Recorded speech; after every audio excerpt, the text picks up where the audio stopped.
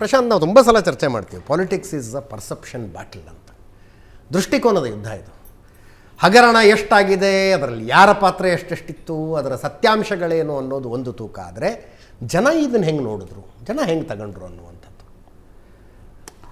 ಅಜಿತ್, ನಿಶ್ಚಿತವಾಗಿ ನೀವು ಹೇಗೆ ತನಿಖೆ ಮಾಡಿದ್ರಿ ಅನ್ನೋದು ಒಂದು ಭಾಗ.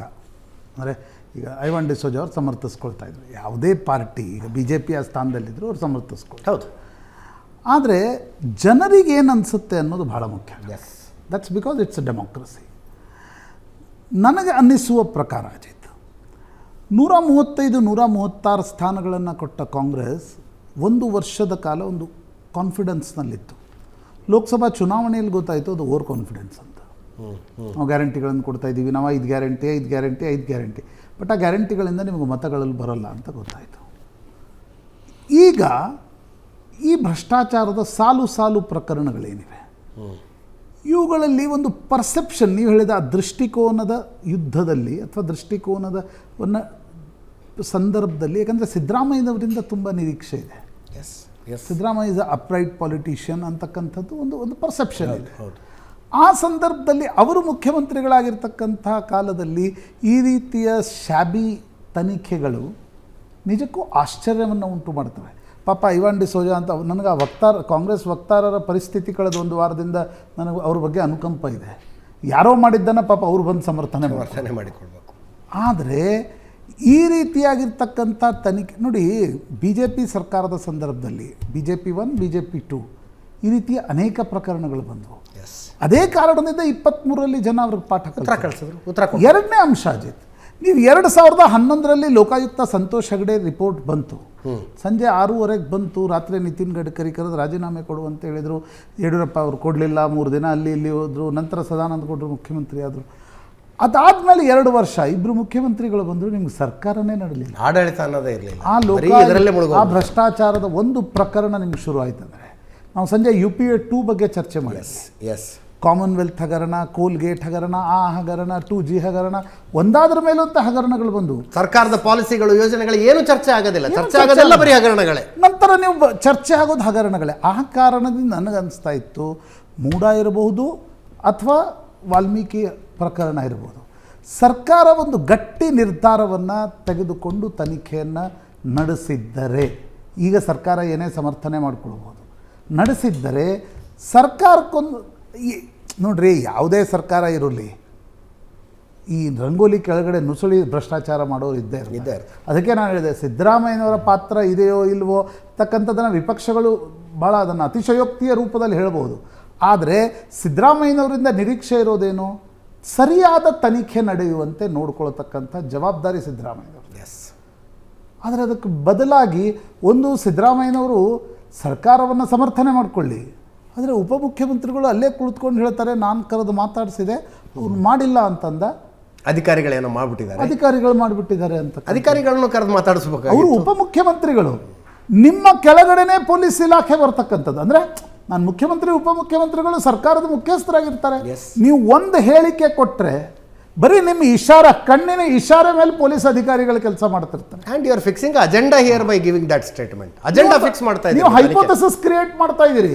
ಅಧಿಕಾರಿಗಳು ತಪ್ಪು ಮಾಡಿದ್ದಾರೆ, ದದ್ದಲ್ ಮತ್ತು ನಾಗೇಂದ್ರ ತಪ್ಪು ಮಾಡಿಲ್ಲ ಅಂತಕ್ಕಂಥದ್ದನ್ನು ಅದೇ ಕ್ಯೂ ಆಗಿ ತೆಗೆದುಕೊಂಡು ಇನ್ವೆಸ್ಟಿಗೇಷನ್ ನಡೆಯುತ್ತೆ ಹೊರತು ಇಂಪಾರ್ಷಿಯಲ್ ಇನ್ವೆಸ್ಟಿಗೇಷನ್ ನಡೀಲಿಕ್ಕೆ ಸಾಧ್ಯ ಇದೆ. ಸರ್, ಒಂದು ಇಂಪಾರ್ಷಿಯಲ್ ಇನ್ವೆಸ್ಟಿಗೇಷನ್ ನಡೆಸೋಕೆ ಅವಕಾಶ ಮಾಡಿಕೊಡಿ SITಗೆ.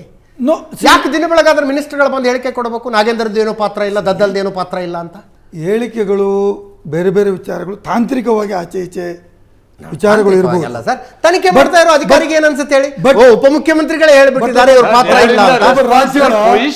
ಒಬ್ಬ ಮಂತ್ರಿಗಳು, ಒಬ್ಬ ರಾಜ್ಯದ ಮುಖ್ಯಮಂತ್ರಿಯಾಗಿ, ಮುಖ್ಯಮಂತ್ರಿಯಾಗಿ ಸಿದ್ದರಾಮಯ್ಯನವರು ಯಾವುದೇ ಈ ವಿಚಾರಗಳಲ್ಲಿ ಇವ ಮೂಢತೆ ಇರ್ಬೋದು, ಇಸ್ ಓನ್ಲಿ ಟೆಕ್ನಿಕಲ್ ಇಶ್ಯೂ. ಅವರು ಕೊಟ್ಟ ಸರಿನೋ ಕೊಟ್ಟ ಸರಿ ಇಲ್ವಾ? ಇಂಥದ್ದು ಬಹಳಷ್ಟು ಆಗಿದ್ದಾವೆ. ಇವನ್ ದೇವೇಗೌಡರ ಕುಟುಂಬಕ್ಕೆ 42 ಸೈಟ್ಗಳು ಕೊಟ್ಟಿದ್ದಾರೆ. ವಿಧಾನ ಪರಿಷತ್ತಲ್ಲಿ ಅವರು ಹೇಳಿದಂತ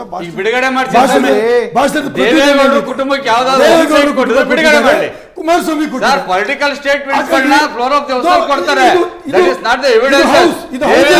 ಅಲ್ಲ, ಒಂದೇ ನಿಮಿಷ ಇರಿ, ಸುರೇಶ್ ಬಾಬು ಅವರೇ, ಒಂದೇ ನಿಮಿಷ ಇರಿ, ಒಂದೇ ನಿಮಿಷ ಇರಿ, ಒಂದೇ ನಿಮಿಷ ಇರಿ. ಸ್ಟೋರಿ ಇದು. ಒಂದೇ ನಿಮಿಷ ಇರಿ, ಒಂದೇ ನಿಮಿಷ ಇರಿ, ಒಂದೇ ಅವಾಗಿನ ನಿಮಿಷ. ಹೇಳ್ತಾರೆ ಒಂದೇ ನಿಮಿಷ, ಒಂದೇ ನಿಮಿಷ. ಒಂದೇ ಒಂದು ಸರ್, ಒಂದೇ ನಿಮಿಷ ಇರಿ, ಒಂದೇ ನಿಮಿಷ, ಒಂದೇ ನಿಮಿಷ. ಬಿಡುಗಡೆ ಮಾಡ್ಲಿ. ಸರ್, ಒಂದೇ ಈ ಒಂದು ನಿಮಿಷ, ಒಂದೇ ವಿಚಾರದಲ್ಲಿ ನಿಮಿಷ. ಇದ್ದಾರೆ. ಒಂದೇ ನಿಮಿಷ. ಬಿಡುಗಡೆ ಮಾಡ್ಲಿ ನೋಡೋಣ. ಒಂದೇ ನಿಮಿಷ, ಒಂದೇ ನಿಮಿಷ, ಒಂದೇ ನಿಮಿಷ. ಟೆಕ್ನಿಕಲ್ ಇಶ್ಯೂಸ್ ಅನ್ನು ತಗೊಂಡು ಈಗ ಅವ್ರು ಮಾಡ್ಲಿಲ್ವಾ ಇವ್ರು ಟೈಮ್ ಮಾಡ್ಲಿಲ್ವಾ? ಮುಗಿತಾ ಇದೆ, ಟೈಮ್ ಮುಗಿತಾ ಇದೆ. ಸ್ಟೇಟ್ಮೆಂಟ್ ರಿಜಿಸ್ಟರ್ ಆಗೋದಿಲ್ಲ, ಅವ್ರ ಸ್ಟೇಟ್ಮೆಂಟ್ ರಿಜಿಸ್ಟರ್ ಆಗೋದಿಲ್ಲ.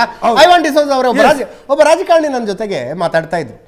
ವೇದಿಕೆಯ ಮೇಲೆ ನಿಂತ್ಕೊಂಡು ಮೂಡಾದಲ್ಲಿ ನನ್ನನ್ನು ಹೊರತುಪಡಿಸಿ ಉಳಿದವರೆಲ್ಲರೂ ಫಲಾನುಭವಿಗಳು ಅಂತ ಹೇಳಿದ ಏಕೈಕ, ಇದುವರೆಗೂ ಹೇಳಿರುವಂಥ ಏಕೈಕ ರಾಜಕಾರಣಿ ಅಂದರೆ ಪ್ರತಾಪ್ ಸಿಂಹ ವೇದಿಕೆಯ ಮೇಲೆ ನಿಂತು ಹೇಳಿದರು, ನನ್ನನ್ನು ಹೊರತುಪಡಿಸಿ ಉಳಿದವರೆಲ್ಲ ಸೈಟ್ ತಗೊಂಡಿದ್ದಾರೆ, ಎಲ್ಲ ಪಕ್ಷದವರು ತಗೊಂಡಿದ್ದಾರೆ ಅಂತ. ಜಸ್ಟ್ ಇಮ್ಯಾಜಿನ್, ಕಳೆದ ಚುನಾವಣೆಯಲ್ಲಿ 8 ಕೋಟಿ ಚಿಲ್ಲರೆ ಲಕ್ಷ ಏನೋ ಘೋಷಣೆ ಮಾಡಿದ್ದು ಮುಖ್ಯಮಂತ್ರಿಗಳು ತಮ್ಮ ಪತ್ನಿಯ ಹೆಸರಿಗಿರುವ ಆ 14 ಸೈಟ್ಗಳಿಗೆ. ಆಯ್ತು, ಒಂದೊಂದು ಸೈಟಿಗೆ 2 ಕೋಟಿ ಅನ್ಕೊಳ್ಳಿ ಸರ್, 28 ಕೋಟಿ ಆಯಿತು. 14 ಸೈಟಿಗೆ 28 ಕೋಟಿ ಆಯಿತು. ಹೋದ್ರೋಗ್ಲಿ 28 ಕೋಟಿ ನಾನು ಸರೆಂಡರ್ ಮಾಡ್ತೀನಿ ವಾಪಸ್ಸು. ಒಂದು ತನಿಖೆಗೆ ಆದೇಶ, ಯಾವ್ಯಾವ ಪಕ್ಷದವ್ರು ಎಲ್ಲೆಲ್ಲಿ ಎಟ್ಟೆಟ್ಟು ಸೈಟ್ ತಗೊಂಡಿದ್ದಾರೆ ಎಲ್ಲವೂ ತನಿಖೆಯಾಗಿ ಹೊರಗೆ ಬಂದು ಬಿಡಲಿ ಅಂದಿದ್ರೆ ಜನ ಶಬಾಷ್ ಸಿದ್ದರಾಮಯ್ಯನವರೇ ಅಂದ್ಬಿಟ್ಟಿದ್ರು.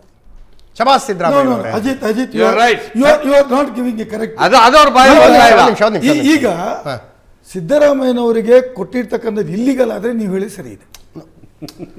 ಓಕೆ, ಇಟ್ ಇಸ್ ಇಲ್ಲಿಗಲ್ ಅಂತ ಮಾತಾಡ್ತಕ್ಕಂಥದ್ದು. Illegal transaction, Okay. ಇಲ್ಲಿಗಲ್ ಆಗಿ ಅವ್ರು ಪೊಸಿಷನ್ ತಗೊಂಡಿದ್ದಾರೆ, ಅವರು ಕಾನೂನುಬದ್ಧ ಅಲ್ಲ ಅಂತ ನೀವು ಹೇಳುದಾದ್ರೆ ನೀವು ಹೇಳಿದ್ರೆ ನಾನು ಒಪ್ತೇನೆ. ಓಕೆ, ತನಿಖೆ ಆಗ್ಲಿ, ನಾನು ಬಿಟ್ಟು ಬಿಡ್ತೇನೆ ಅಂತ ಹೇಳ್ಬೋದು.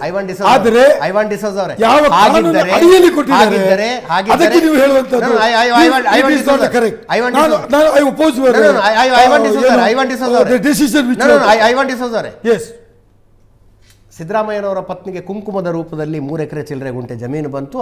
ಅದಕ್ಕೆ ಪರ್ಯಾಯವಾಗಿ 14 ಸೈಟ್ಗಳನ್ನು ಅಲ್ಲಿ ತಗೊಂಡಿದ್ದಾದರೆ ಯಾವ್ಯಾವ ರೈತನ ಜಮೀನು ಮೂಡಾಗಿ ಹೋಗಿದೆಯಲ್ಲ ಎಲ್ಲ ರೈತನಿಗೂ ಅದೇ ಥರ ಪರಿಹಾರ ಕೊಡಿ ಅಂತ ಕೇಳ್ತಾ ಇರೋದು ನಾನು. ಆ ಥರ ಪರಿಹಾರ ಕೊಟ್ಬಿಡ್ರಿ ಎಲ್ಲ ರೈತರಿಗೂ. ಅದನ್ನು ನೀವು ಇದಕ್ಕೆ ಕಂಪೇರ್ ಮಾಡಿದ್ರೆ ನಿಮ್ಮ ಭೂಮಿಯನ್ನ ತಗೊಂಡಾಗ ಕಾನೂನುಬದ್ಧವಾಗಿ ನಿಮ್ಗೆ ಇಷ್ಟು ಕೊಡ್ತೇವೆ ಅಂತ ಹೇಳಿ ಕೊಟ್ಟಿದ್ದಾರೆ ಹೊರತು ಎಲ್ಲ ರೈತರಿಗೂ ಅಲ್ಲ. ಎಲ್ಲ ರೈತರಿಗೂ ದಟ್ ಈಸ್ ಡಿಫರೆಂಟ್ ಥಿಂಗ್. ಅದು ಎಲ್ಲ ರೈತರಿಗೆ ಕೊಡಿ. ಪಾರ್ಶಿಯಾಲಿಟಿ ಅಂತಕ್ಕಂಥದ್ದು ಅಧಿಕಾರದಲ್ಲಿ ಇರೋರಿಗೆ ಒಂದು ನ್ಯಾಯ, ಬಡವರಿಗೆ ಒಂದು ನ್ಯಾಯ ಅಂತಕ್ಕಂಥ ಎಲ್ಲ ಅಲ್ಲ.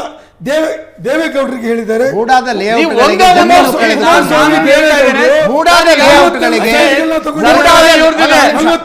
ಒಂದು ಬಿಡುಗಡೆ ಮಾಡಲಿ, ಒಂದು ಡಾಕ್ಯುಮೆಂಟ್ ಬಿಡುಗಡೆ ಮಾಡಿ, ನೀವು ಒಂದೇ ಒಂದು ಮಾಡಿ. ರಾಜ್ಯದ thank you so much. Thank you Prashant. ಇದರೊಂದಿಗೆ ಇವತ್ತಿನ ಲೆಫ್ಟ್ ರೈಟ್ ಅಂಡ್ ಸೆಂಟರ್ ಮುಗಿಸ್ತಾ ಇದ್ದೀನಿ. ನೇರ ದಿಟ್ಟ ನಿರಂತರ ಸುದ್ದಿಗಾಗಿ ನೋಡ್ತಾ ಇರಿ ಏಷ್ಯಾನೆಟ್ ಸುವರ್ಣ ನ್ಯೂಸ್.